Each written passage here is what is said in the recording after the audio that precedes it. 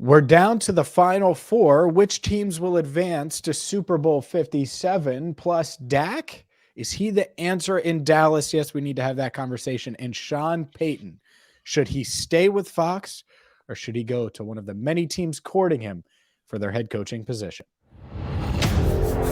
You are Locked On NFL, your daily NFL podcast. Part of the Locked On Podcast Network, your team every day.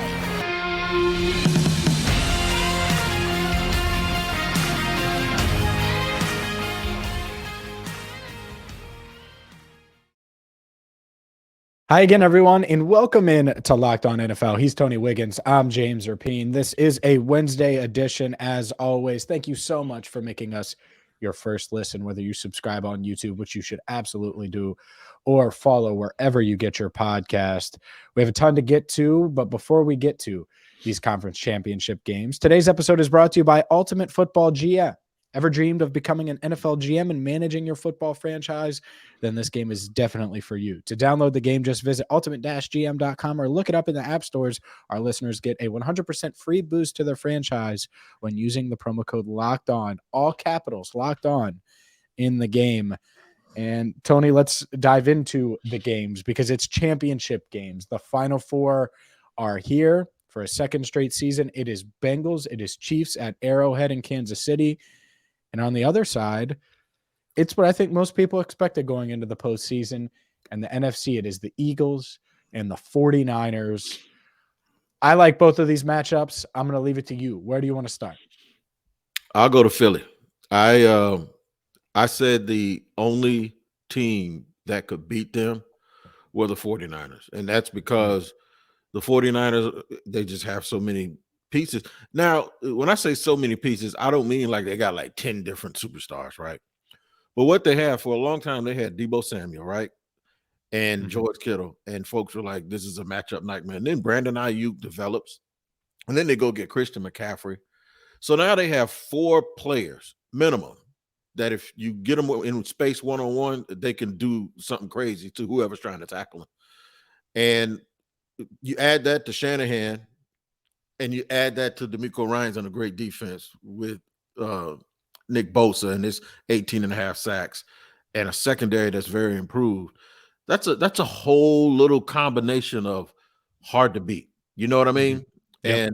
And I really think that if you're a team that goes into a game and you make one or two mistakes, which that isn't a mistake-filled game, one or two. Like the Jaguars made one or two, but they couldn't afford it against the Chiefs. You make one or two mistakes against the 49ers, and it could be a long day because their defense is so good. Yeah, it's a tough one. And I could see it going either way, which that's what happens in these championship games. I do think it's tough to bet against that 49ers coaching staff, against all those skill guys. Like even if Purdy makes a mistake, well, you're right. Can the defense hold up, stand up, and make a play? Well, I think it can. And when you have those weapons, and Christian McCaffrey, when healthy, which he's healthy, is the best running back in football. Now, that doesn't mean he's the best pure runner or the best between the tackles or some kind of weird qualifier. No, I don't mean that. I mean best running back. The guy at the running back position that scares opposing defensive coordinators the most, well, it's Kyle Shanahan using Christian McCaffrey because it's a nightmare. And Deebo Samuel, nightmare. And it's just top to bottom. I mean, they have so much talent, and so yeah, I think I lean 49ers. I was surprised looking at the FanDuel odds that the Eagles, and I get it, they're at home, favored, and it doesn't mean that you always have to be favored on when you're at home, and that's a good transition, I guess, to Bengals Chiefs. The Bengals now the favorites. It's flipped since opening with the Chiefs as favorites in 1.5, 2 points. Now it's flipped. But if I had to pick, I would lean 49ers as of now, even though it is weird saying Brock Purdy on the road, because I do believe in Jalen Hurts. And so just to put a bow on the NFC talk, but it is kind of wild to say, yeah, Brock Purdy. Yeah, Brock Purdy. And it looks like Purdy is getting it done. I said all of that about the 49ers You because gonna I pick said Philly? they were the only team who could give Philly a problem. I don't think they're going to do it though, and the reason why is because Oh, yeah, I'm gonna go with the Eagles because of the Eagles. oh. The Eagles have, I believe, the best offensive line in football, Mm. and it doesn't mean that they're gonna avoid having a hard time with Bosa and crew, but it means that they'll minimize it a little bit more than other people will.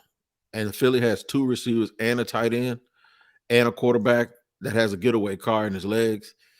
I think it's going to be too much for them to overcome. This isn't Dallas, okay? This isn't a quarterback with 2 good running backs and then one gets hurt and then have 1 good wide receiver. No, This they isn't the got Giants either. yeah. This isn't No, the no, no, Giants. no, no. You're absolutely right. And the Giants got mollywopped. It wasn't even close. What a joke. The What a 40, joke yeah, there. the 49ers played a close game with the Cowboys. So I just imagine I take Philly's team and put them in with Dallas's team.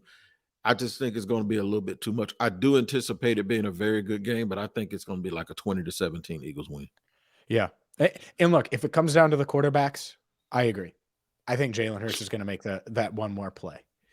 And really what I think makes the difference for me is coaching. I just think that those coaches, Shanahan, Ryans, I just think they're going to win that battle. We'll see, though.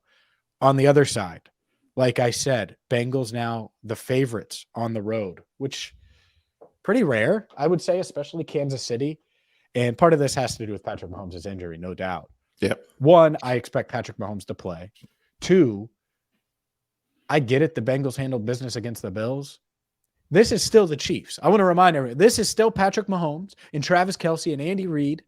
This is still a Chiefs team that is mighty, mighty talented. And I want to let everybody know that before we dive in, because it's wild to me that it suddenly feels that way. Now, do the Bengals think they can go in there and win? Of course. They did it last year. I just don't think it's a guarantee that they go in this year, even though they played great last week and handle business. By the way, Chris Jones is a problem. And he's a problem, especially if you're, throwing backups out there, at the guard spot. And Max Sharping's been good for the Bengals. Obviously, I cover them, but Chris Jones is a different animal. Chris Jones is a different animal, and he is a problem. And I don't know if there's much you can do about him when you're healthy. The difference is Joe Burrow does a real good job of getting rid of the ball. They will also commit to running the football the way that they did the other day to shorten the game a little bit. Ain't nothing worse than a team that can shorten the game with a run, can extend drives with their legs of the quarterback, and they have the ability to hit the big play with both Jamar Chase and T. Higgins. And oh, by the way, any other number 16, whoever he is, and Hurst Trenton Irwin. Coming down the seam along with Boyd. They just have the best of both worlds. You want to play it physical, we can play it physical. You want to put it in a phone booth, we can do that. Oh, if it becomes a track meet with a game of big plays, we can do that too. And oh, by the way, I do believe their front 7 is underrated. Everyone talks about Jesse Bates, and everyone talks about Von Bell, and everyone talks about, sometimes for the wrong reasons, Eli Apple. But I tell you, the front 7, every time I turn around and look up, they're playing a team and they're sacking the quarterback and they're stuffing the run. Yep. So, and they're very opportunistic the way that they were against the Ravens. And they've already had that game they should have lost, by the way, against the Ravens. But what's indicative of who they are is they just have different people step up every single week, man. And I got the feeling that the reason why people are favoring them isn't just because of the ankle. It's because they've beaten those guys 3 straight times. And I think Cincinnati believes they're going to win. I don't think they think they can lose. I agree. No, they think they're going to win. I agree with you on the front 7 as well. Trey Hendrickson, Sam Hubbard, DJ Reader. DJ Reader is the most underrated player in the NFL. Because he's not splashy like Aaron Donald or Chris Jones, but he just makes such a difference. And if you ask any NFL coach or any scout or anything, they'll be like, man, Reader is a monster. And so that matters a ton. And I agree with you on the Bengals being able to win in a bunch of different ways. And so would I wager against them this week? No, I don't feel great about wagering against Patrick Mahomes and Andy Reid at home again. Yeah. Again. Right. Yeah, I probably stay away from this one, period. That's kind of where I'm at is I just stay away from it. And not that I wagered against them last year, but I just mean the Bengals beat them last year at home. It's hard to do it again. And so we can leave it there. Here's one thing I will say. These two games should deliver. I am excited to watch both games. Obviously, I'll be at Bengals Chiefs. One team that won't be there and will be watching alongside everybody listening to this, the Dallas Cowboys. How about them Cowboys, Wig? I know I can't continue the moniker that you're a Cowboys fan. I get that. But we need to have a real discussion about Dak Prescott. Let's do it. We just talked about 4 quarterbacks and even Brock Purdy. And I'm not going to say we don't know what Brock Purdy is yet, but there aren't many teams that can overcome an unknown at quarterback in this day and age. The 49ers just happen to be one. Yeah. Let's talk about Dak Prescott and the Dallas Cowboys next. Today's episode is brought to you by Ultimate Football GM. You've heard me talk about Ultimate Football GM for quite some time, and all of us here on Locked On NFL. Well, if you can imagine being a real-life NFL GM, well, this is the game that allows you to do that. You can hire the right coaches, coordinators, trade players, navigate the franchise through agency in the draft. So maybe you do want to trade Dak, like I might hint at, and not even just hint at, coming up in just a second. How about that tease? You can do all of those things at Ultimate Football GM. It's completely free, playable offline, play on the go when and where you want to. So if you got a flight coming up, Ultimate Football GM, get it right now at Locked On. NFL listeners are going to get a 100% free boost to the franchise by using promo code Locked On in all caps in the game store. That's Locked On in all caps. So make sure you check it out today. To download the game, just visit ultimate-gm.com to look it up or look it up on the App Store. Again, ultimate-gm.com. Ultimate Football GM. Start your dynasty today. Start your day with us, making us your first listen. Start your day a second time with your second listen being Locked On NFL. That's right, Locked On NFL. Great podcast. You're on it right now, in fact. And it's 5 days a week, different personalities, but same old Locked On excellence, giving you all the great stories from around the National Football League, and it's free wherever you get your podcast. Make sure you like and subscribe to Locked On NFL podcast. You want to talk about Dak, man? Yeah, let's talk about Dak Prescott, because I'm going to go ahead and say it. The Cowboys can't win a Super Bowl with Dak Prescott. Not in this day and age.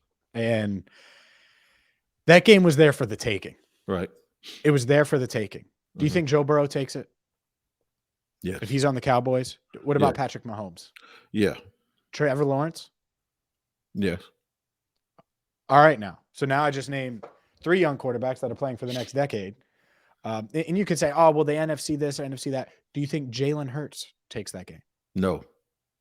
Oh, you don't? No. And interesting. And I'm going to tell you why. So you named 3 generational types that can get you out of the way that you put them in. I think Hurts would have won that game. All right. That's okay. I appreciate that. I think you asked me the question. I'm going to share with people the question you said. Do the Dallas Cowboys basically need to move on without Dak Prescott, or can they win with Dak? No, the Dallas Cowboys can't win with Dak Prescott. And yeah, if the Super Bowl is what they want, they need to move on from Dak Prescott. But I think if Dak Prescott wants to win a Super Bowl, he needs to also move on from the Dallas Cowboys. I think Dak Prescott could have won in Seattle. I think Dak Prescott could win in San Francisco. I think that's the one outlier team, I'll say. A lot of quarterbacks go win in San Francisco right now. And I'm not knocking Purdy. No, I totally get your point. I also think that Dak Prescott, if Tom Brady moved on, would be a good pickup for the Tampa Bay Bucks. Oh. I'm just saying I don't think it's that Dak can't win a Super Bowl. I think it's Dak can't win a Super Bowl with Dallas. And I also think it's Dallas can't win a Super Bowl with Dak. Playing for the Cowboys is akin, in my opinion, to playing for the New York Yankees. There are a lot of great players that go play for the Yankees. Once they cut their mustache off, they can't play anymore. We've seen it over the years. They didn't deliver. Yeah. That's a whole different ball game of pressure. And unfortunately, most of the pressure is put on them and not deflected by the owner. Did you see the tweet from the company account that says Dak fumbled the ball away or gave the ball away? That's the type of stuff that everyone doesn't respond to, and it's not normal. So There's something about the Dallas Cowboys and playing for them, much like the Yankees and possibly even the Lakers, that is not normal, where you see everything. And it takes somebody who's superlative or special to be able to win in that environment. That's in my opinion. And I'm not saying that Dallas needs to change, but what I am saying is it ain't for everybody. You got to find that guy. I agree with you. I don't think that even these elite quarterbacks, I don't think all of them would thrive in Dallas. Right. I don't. I think Joe Burrow would. He doesn't care. Doesn't care. I think Patrick Mahomes would. Right. Like there are certain guys that would. But Josh Allen might not. Might not. That's one. And he's perfect for both. And he's elite. I'm not debating. Right. But it is hard. It is. And so when you mix that together, and it's a really good point, I just don't see it.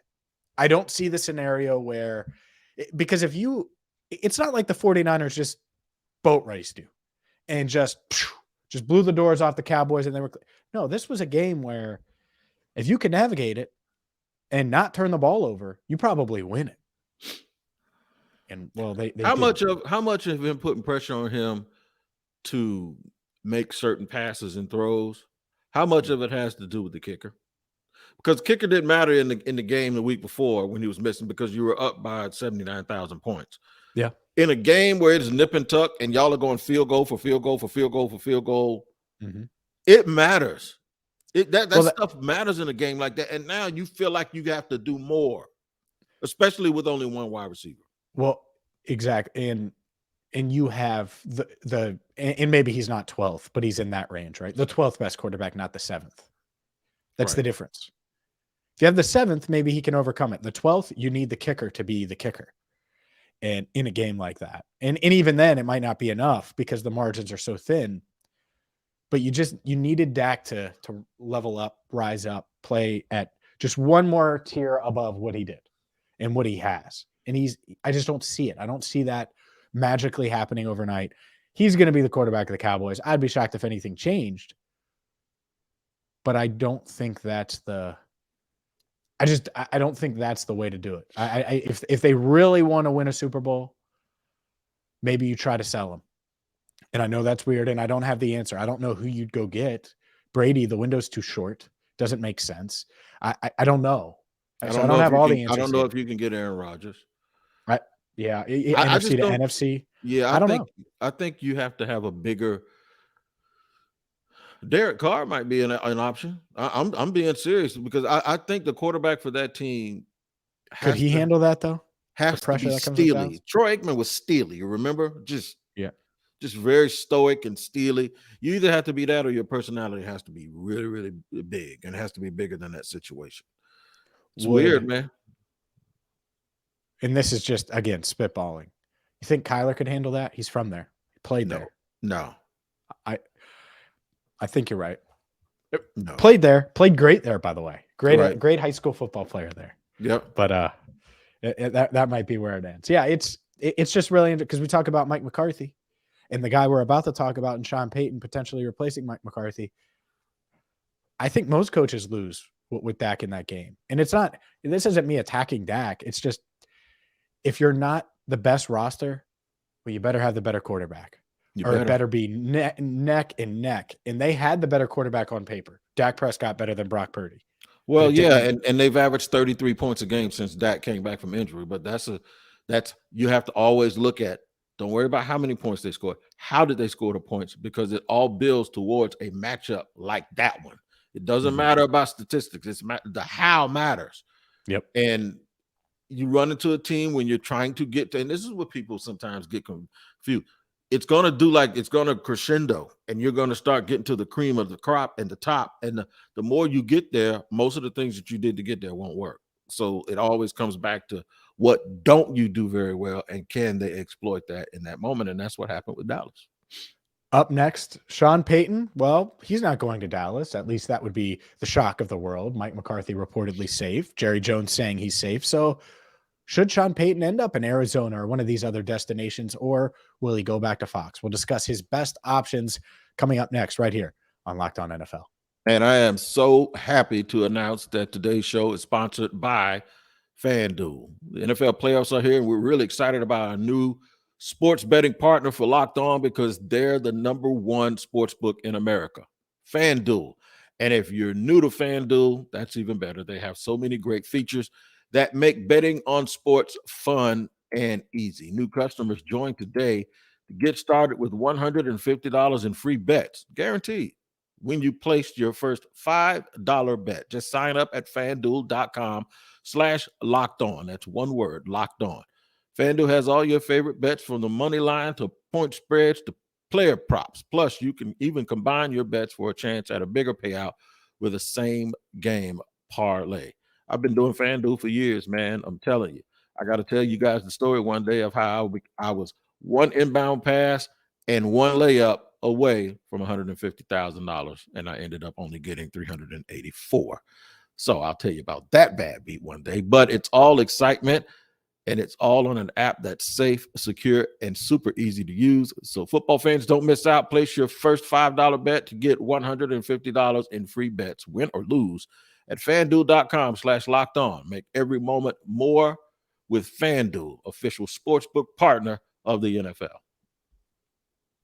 Should Sean Payton stay with Fox Sports? Should he go to Denver, Carolina, Arizona? Could there be a dark horse team waiting in the wings for the former Super Bowl winning champion head coach of the New Orleans Saints? What do you think, Tony? Where does your gut take you here? Because it seems like the Broncos were the most serious, but Carolina's certainly in, Arizona's in. There's a lot of teams that at least want to chat with Sean Payton. Do you think his best option is on the field next year or off of it with Fox? I personally would like to see him stay off the field. I think he's been doing a good job at it, but I'm kind of tired of retreading coaches. And I know I'm sitting here in Jacksonville and I'm like, well, you got Doug Peterson. Yeah, but Doug Peterson wasn't with Philly very long. I'm sort of, it's almost like NIL in college. Like if you just pay attention to it on the surface level, it could kind of get on your nerves instead of really diving deep into it. With Sean Payton, and from what I hear, his demands, and I don't know if it's true about how much he wants, how much stuff he's asking for, and how the control aspect, and he's being picky because he doesn't want to play for a team that doesn't have an established quarterback. I'm sitting here now, and instead of just enjoying Sean Payton for who he is, I'm starting to look at him like, well, who are you to be making all these demands with your one Super Bowl winning self in 20 years? You know what I'm saying? Mm-hmm. It's not like we're sitting here talking about Bill Belichick here. Yep. So teams have done a real good job of going out and getting them a young fighter pilot and figuring it out, as opposed to giving away, half the house for a guy who is as good as he's been, and he has been very good. And the second he walked away from the Saints, they don't look like the Saints anymore. I get it, but I just don't like people just putting them in an arm lock, telling them what you're going to do for me when you really haven't done enough to deserve all of that. It's exactly why you should go this year. It's perfect because I agree with you. I wouldn't be in on the Sean Payton sweepstakes. If I'm Arizona, no way. I would find a young offensive mind that didn't come from being a college head coach. I would find someone that I think can get the most out of Kyler Murray, or I would go the defensive coordinator route or the defensive mind route. If that person had an offensive coordinator, boom, that he was going to land. And you better believe that stuff is being talked about. I would go one of those two ways where, Brian Flores, could he bring discipline to that Cardinals team? Yes. Absolutely. Well, what's your plan for Kyler? Those two things. If you have the answer, I'm in on it. So I'm open. Why would you give up valuable picks? Now, when you can just hire somebody, right? And then 15 to 20 million for Sean Payton. And that's why Sean Payton better take a job this year, because you are getting paid like quarterbacks got paid like 8 years ago. So you better, not all of them, but like the mid-tier quarterbacks, they weren't making $30-40 million. They were making 15 to 20 million. That's what you're about to get paid to be a head coach. You better take this. You better do it right now. Do it for 3 years. Who cares? You have your ring. Your legacy is what it is. And I get it, the competitor and all that, man. I would do whatever job for 15 to 20 million. And he likes coaching anyways. That offer might drop some. If some of these young guns get hired and have success, I would take advantage of it now. I'm just a little bit put off by these guys that swear that they like coaching, but they always want the situation to be perfect. If the situation would be perfect, the job wouldn't be open. Sure. And you think about Sean McVay, the rumors that he wants to walk away because he won a ring, but now he sees that this is a rebuild and they don't have. Yeah, they did all of that stuff to get a ring, and now that you have to pay the piper, it's like you walking out on the bill, man. Do you really love? Do you really love coaching?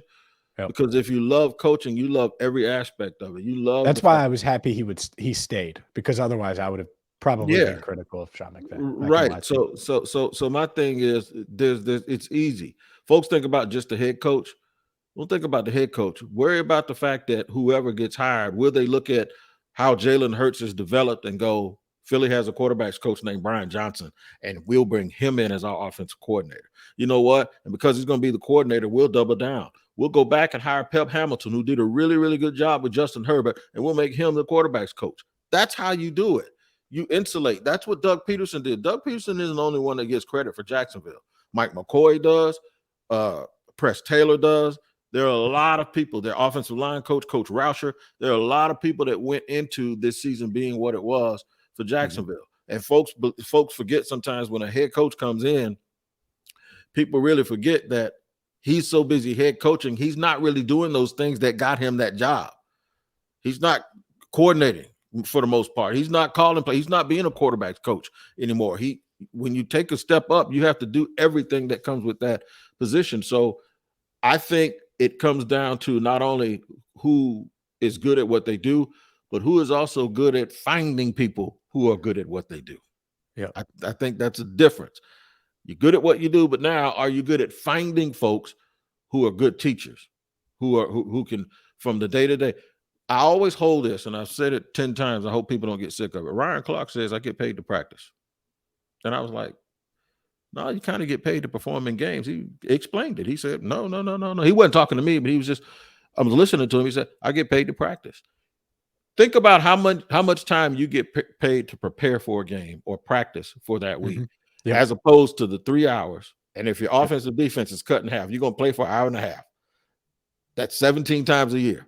That's not what you get paid to do. You get paid to prepare yourself for that moment. So when that moment comes, it's second nature. So I want the coaches and the players that know how to prepare and learn during the week, so that when they get on the stage and it's on full display, it's just secondhand. And I like that you ended with getting paid, because I'm just going to say, go get paid, Sean. I think, I don't care if it's Arizona or Denver. You could coach Russell Wilson. You could get a little more out of him, and you're going to be so insulated with money that you'll be able to deal with a couple of years if he is that bad. That's what I would do, strictly selfishly. And I'm never going to be in a $15 to $20 million contract negotiation anyways. But if I was, I wouldn't be sitting at Fox for another year, because they are not paying me that type of money. We'll see what he does. It's going to be interesting. But we'll be back next week. Locked On NFL won't be. It'll be back tomorrow, because we are 5 days a week right here on Locked On NFL. So thank you so much for making us your first listen. And we'll see who advances to Super Bowl 57 in Glendale, Arizona. For Tony Wiggins, I'm James Erpine. Thank you so much for listening to Locked On NFL.